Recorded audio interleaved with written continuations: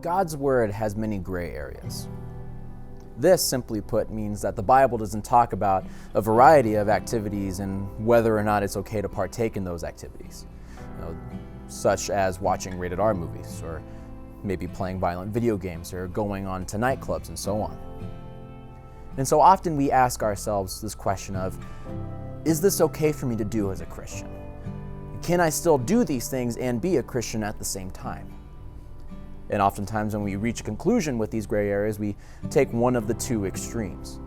Either we stand with the party that says all is inadvertently sinful and needs to be avoided at all costs, or we think, well, since it wasn't mentioned specifically by the Bible as sinful, that must mean that it's okay for me to do all of these things if I want to.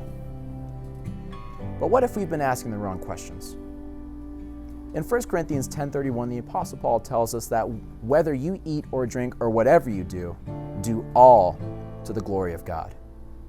You see, what Paul shows us here is that the question was never that of, can I do this or that and still be a Christian? But rather the questions we should be asking ourselves is this beneficial to me spiritually? Will this build up others around me, or will this hurt them? Is this activity something Jesus would be doing? Is this glorifying to God?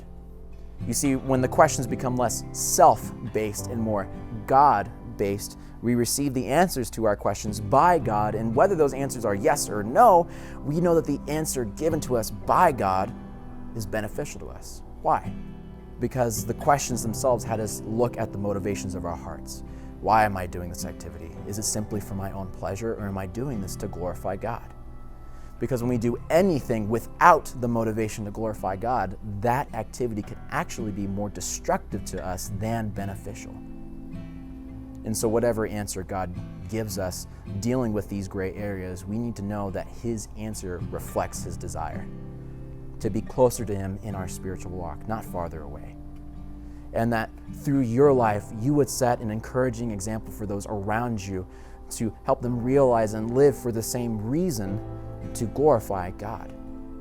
And so my question for you today is there any gray area activity in your life that may be more destructive than beneficial to your walk with God?